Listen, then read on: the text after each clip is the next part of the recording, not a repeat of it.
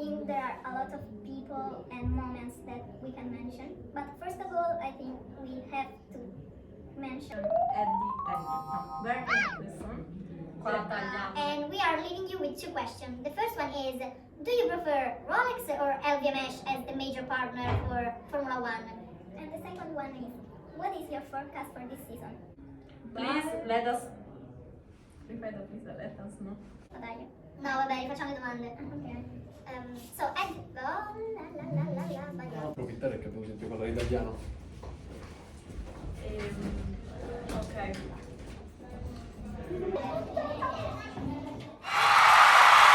Hello, welcome back to Luxury Lab. I'm Veronica, And I'm Letizia.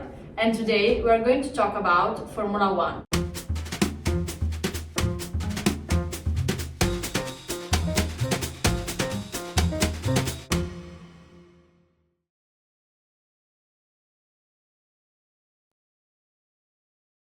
So, Letizia, can you tell us something about Formula One and why we decided to talk about it today? Yes, of course. Today we decided to talk about Formula One because I think Formula One is synonymous of heritage and also of the elite of the society.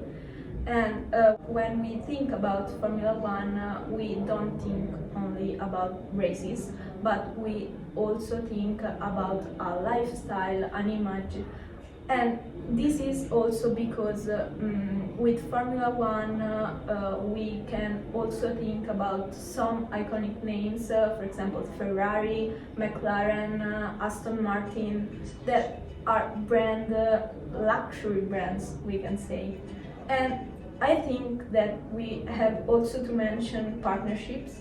Indeed, Formula One has become a platform for some of the most important partnerships with luxurious brands, with champagne brands, and also watchmakers, for example Rolex. So I think that one of the synonyms of luxury is Formula One. Yeah, I completely agree with you, and I think today we will dive into what you really mentioned, so the concept of elite, the concept of luxuriousness, and we will discover that, as you said, is not just a sport, Yeah. is so much more. Yeah, it's a lifestyle. Yes, it's basically a lifestyle.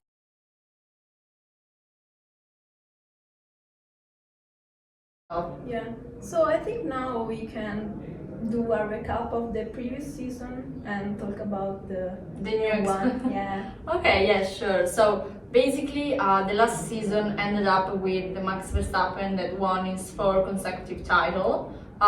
He kept winning from 2021 till last year, and at the same time we saw a McLaren that was slowly catching up to Red Bull, and also Mercedes was in some ways trying to get back to those fantastic years in which Lewis Hamilton won his 7 championships. Yeah. So at the same time we also saw Ferrari that tried in some ways to cope with the competition that was going on, and they had some high and low because they dealt with the competitive strategies in some of the races. For example, the one in Monte Carlo, the first win of Leclerc in Monaco, he had like the name of the unlucky guy in Monaco because he never won in his heyday.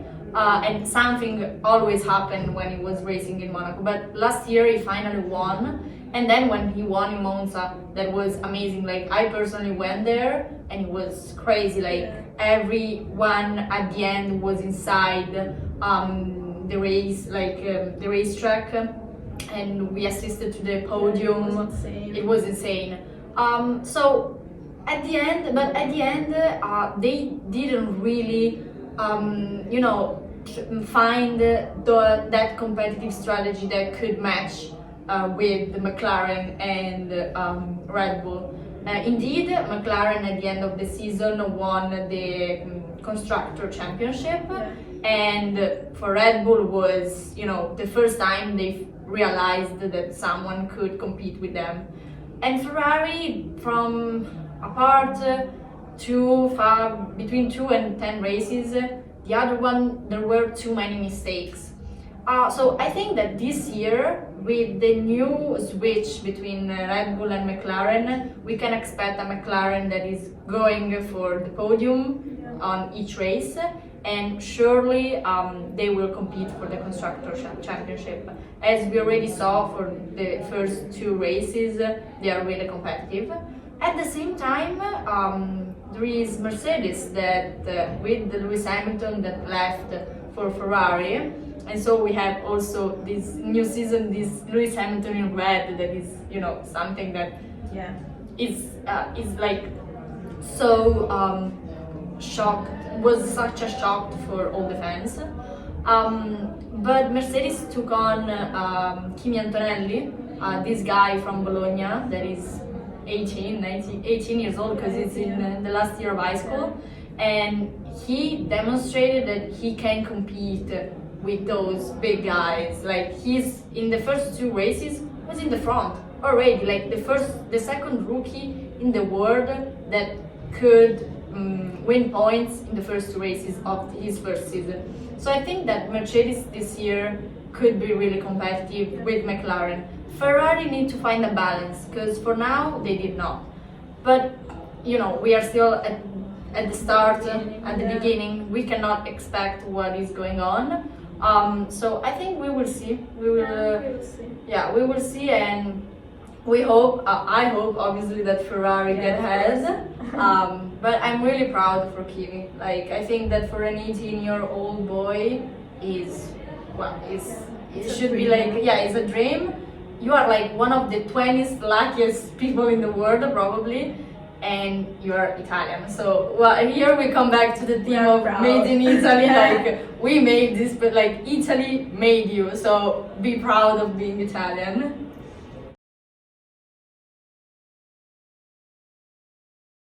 So Vero, now I think we can go deeper on this topic. So can you give us some information about Formula One in general? And then also, I have also a question for you, but So I'll give you some information and then we will dive into it. General info that they might be interesting, they are really very short. For now, the first 5 Grand Prix has been like Australia, China, then next weekend, that is going to be the first weekend of April, there is Japan, then we have Bahrain and Saudi, and they are considered probably the Grand Prix of the selection, because in some ways they put the brakes for the season. So you start to understand who is going to win, who has more probability of, broke cars in one race, and etc. So I think they are the main important one, but then we will see also after the summer break and everything else, some others really important, the Monaco one, the Italian one. Then we have, as I said before, there has been some changes inside the box, talking about drivers, because in Ferrari now we have Charles Leclerc with Lewis Hamilton. In Mercedes we have George Russell with Kimi Antonelli. And actually there's been news like lately yesterday that Red Bull switched Liam Lawson, that was their driver, with Yuki Tsunoda, that instead was in Red Bull Racing Junior. So they changed, and it was a shock, because at this point I was joking with a friend of mine, and he said to me, I think that the season will end up with only Max Verstappen in Red Bull and no one else there. Because at this point, if they keep changing drivers because no one can keep up with Max, they really will end up without any driver.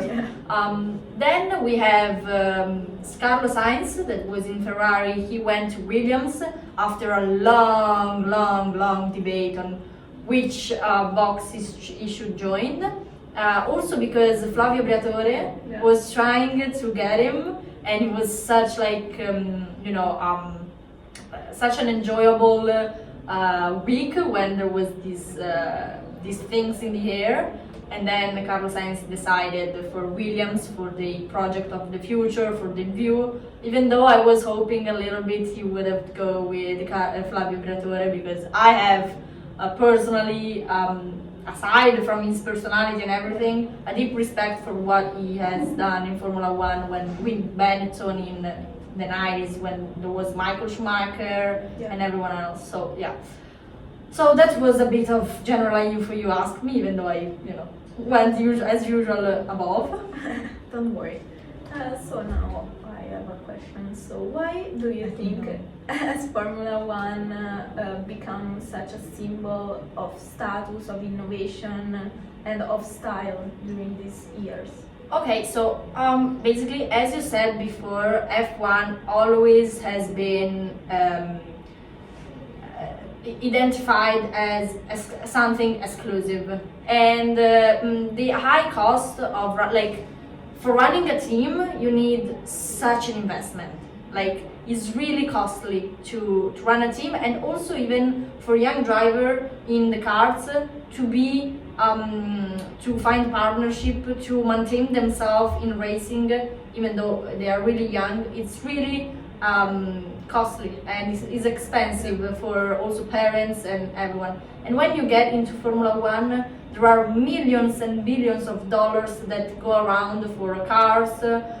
That's why F1 inserted the budget cap, because everyone, the one with more partnership could spend more than everyone else, so they inserted this also for a respect manner for all the team. But it's like, if you think that in a race, if you broke a car, it's probably millions of dollars. In one race there are, like, I don't remember now the number exactly, but there are a lot of races. So if you think one car, one team, there are 20 teams. For 2 cars, there are 40 cars. It starts to begin expensive. And also, I think that all this exclusivity come from the fact that in all the Grand Prix we know about, there are CEOs present, VIP, important influencer, actors. So from the billionaires of the world until the various most important CEOs of every firms around the world. That are also most of them are also partners of Formula One. So you see, like, all these important people running around the paddock, going into the VIP lounge, and this is all a concept of exclusivity, because you don't see these people every day, but you see all of them together in one place during Grand Prix. And this is something that, as you can say, it's not common at all. And then we also have the important names that came around, like the Monaco Grand Prix. Monaco is the city of luxury, and we cannot discuss anything about it. As is becoming step by step Dubai, and they start to host the Grand Prix, and the Grand Prix of Monaco is the most amazing experience of luxuriousness that you can see at all. You see, like, yachts, there are like really big, huge yachts parked in the dock, on the deck, sorry, and like there are probably millionaires and billionaires on these yachts watching the Grand Prix, drinking champagne, partying all night until 2-3 a.m. And it's something unreal. And the party after the Grand Prix, like the party that there are at the Paris Casino of Monte Carlo, they are huge, amazing. Like, in that place, I think millions of dollars flow in one night. So all of this, you understand that put it together is an example of lifestyle, sports, and everything else connected. And this is what is at the end. This is why Formula One is perceived as this extraordinary sport. It's the center of the luxury culture. Yes, on the sport side, basically. And also, aside from the Grand Prix presence of people, we also have the technology that are invested in the car, for example, or the carbon-free, the new technologies used to race or to manage the car. There are all new entries that there are brands of cars nowadays that are trying to implement in their cars.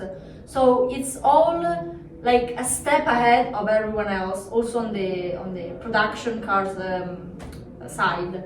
And also I think that the people involved in every team are what makes the F1 so special, because there are hundreds of people involved, from engineer to PR to team principal, and so you understand that is entering in that place also work job talking is really hard, and like a team principal as a salary takes probably more and more than some of the most important CEOs of Italy. So yeah, I think that these are the main reason of why is so exclusive.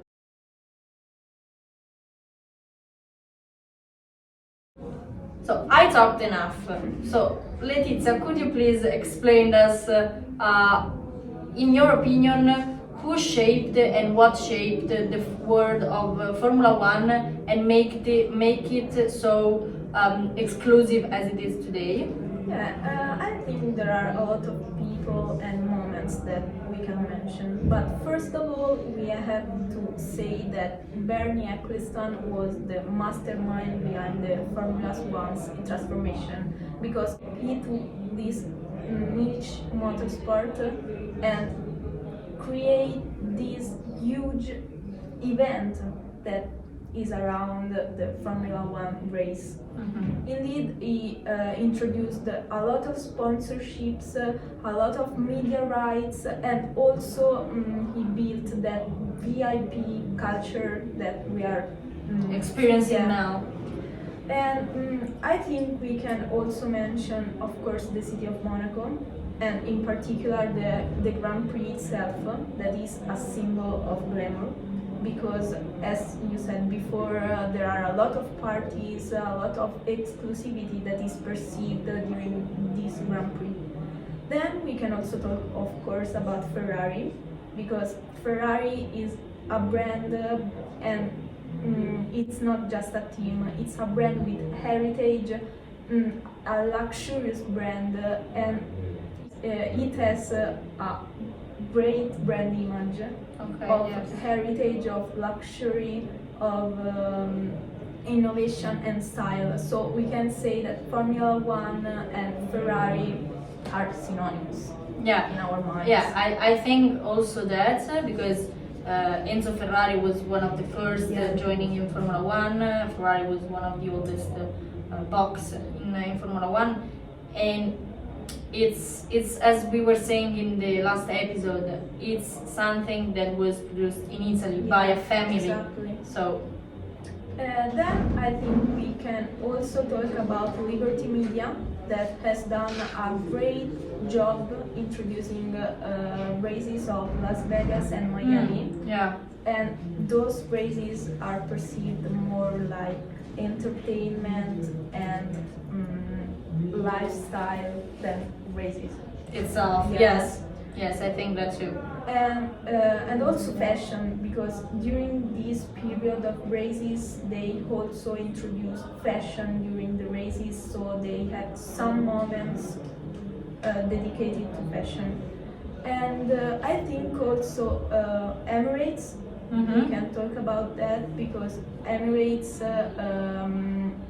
are creating this culture of Formula One there. Yeah. Also because they are the main sponsor of it. Yeah, and because they love luxury, and Formula One is luxury, so they are bringing Formula One there.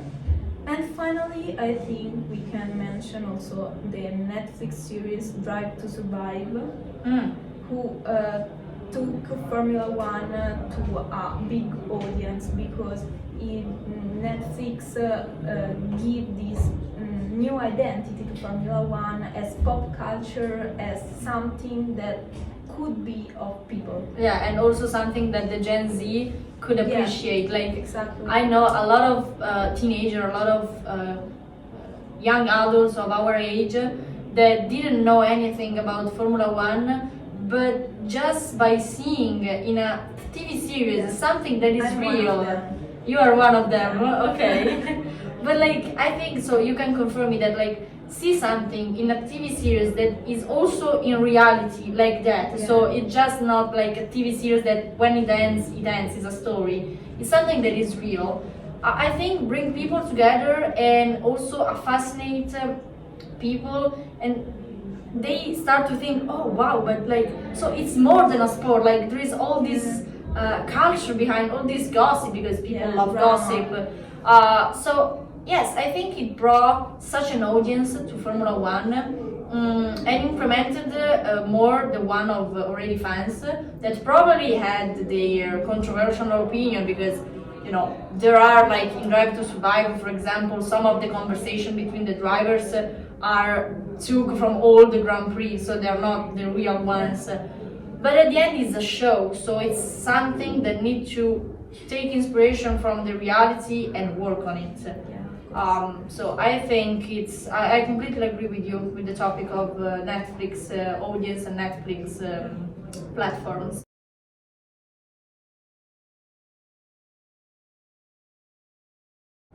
So we talked about Drive to Survive, but do you know if there's something new, something else that we can mention when talking about films or series?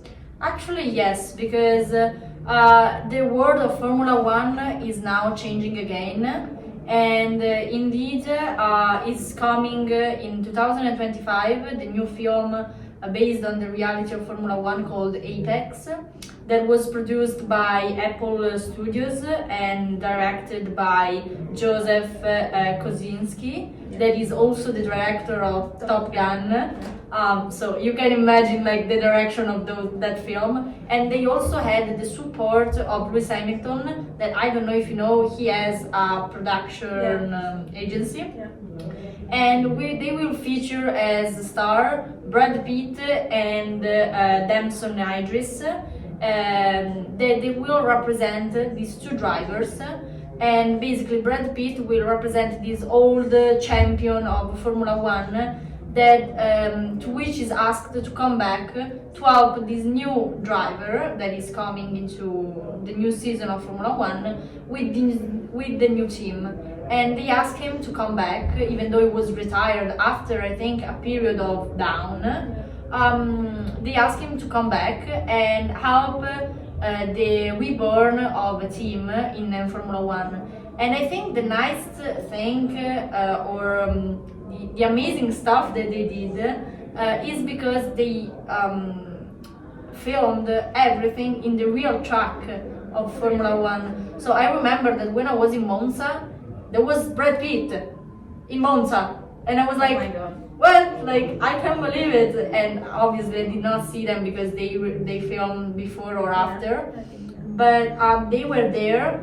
Also they were in Miami, and they were in Dubai. So they filmed in basically every track, not every one of them, but almost. And they used like the real places for boxes and VIP lounge. So I was like, oh my gosh, this is going to be amazing. So on certain levels, I think it's going to be a great reproduction of the real environment of Formula One. But on some other side, as a Formula One fan, I have some thought that this is going to be too Hollywoodian thing. You know, you are still talking about a sport, a Grand Prix, that is like talking about football in Italy. And if you talk about football in US, it's completely different. And I don't know, I'm scared that this could happen as it happens for football in America, that it became so Hollywoodian. Yeah, it's a show. Yeah, it's a show. So it can become a show, but Formula One is a sport. So it's a sport of luxury, and we need to maintain that. So I have my reserved thought, but I still think that something could happen and could really make the difference as it happened with Drive to Survive. So I don't know, I'm just waiting and let's see like what is going.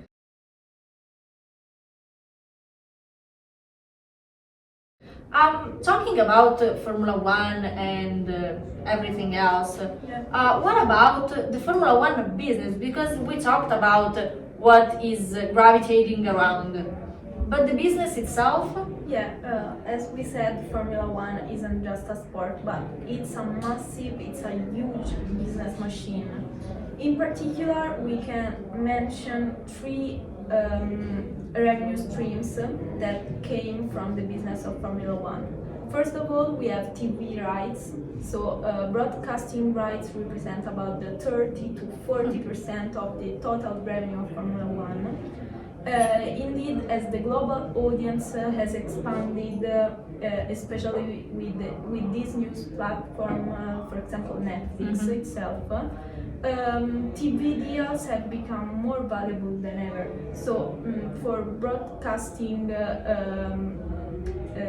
platform is really important, as it's a fight to catch the place and catch the right to distribute and distribute the race. Okay. Then we can also talk about sponsorship and partnerships, because as we said before, Formula One and teams have a brand identity and needs partnership to be to sustain themselves. Exactly. So we are talking about tech brands, luxury houses, as we have seen with LVMH, and also automotive partners, for example. And this is not just about putting the logo on the car, but it's all the experience that is around the Formula One. So that they bring also inside the sport. Yeah, exactly. And then, as last point, we can mention ticketing and events, of course, because Grand Prix weekends are no longer just about the race, but there are a lot of events around these races, and all these events are really, really costly. Yes. And as we said before, especially in new markets like Las Vegas and Miami, Formula One is blending sport with entertainment and luxury lifestyle. And people are willing to pay these premium prices to experience to experience the luxury. Yeah. And I think that this is a common also topic for everything in luxury that we will talk about from now on. Because at the end, luxury on what is based on experience. Exactly. Clients and customers pay for the experience. They do not pay for the product itself. They pay for the overall world that is behind and around it. Continuing on the topic of revenues, I have to say that in 2024, the Formula One revenues was about 3.65 billion.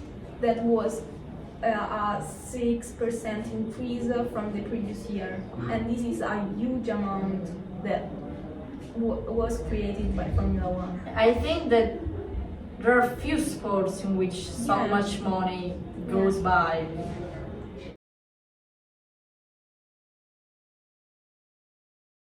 Hi guys, welcome back. We are at the end of this episode, so I think we can conclude with our last topic. So Vero, let's talk about the news that LVMH has become the new partner of Formula One, taking the place from Rolex. Okay, yeah, so basically over the years, at the start, for example, Moët Chandon always has been part of the Formula One, but then they got replaced by the Ferrari Champagne, and Rolex as horologery partner. That was the main one. From this year, since also the LVMH revenues increased a lot and they start to expanding their business, they are probably becoming like a monopolist, if you wanna say like my opinion or our opinion. They decided to come back in Formula One also because as revenues, as possibility to invest, they had more opportunity than Rolex. And so they come back, and the official partner on the horologery side is Tag Heuer.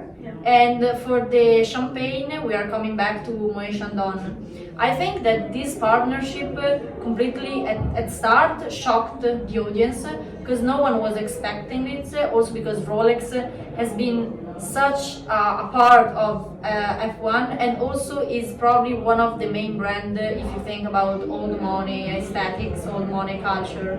So it was a shock for all the fans and all the partner already inside the industry to see that LVMH would have entered as the new partner and also as the new main partner because they can obviously contribute to much more than everyone else. And I think on the other side that this new partnership could bring a lot of new point of view and new experience also for other brands under the LVMH control on the fashion side, on the hotellerie, because obviously there are gonna be different partnership also with the driver themselves or the different team. So I think we're gonna see probably new partnership coming up for the next future and also new fashion icon can be born on inside the paddock. I agree with you.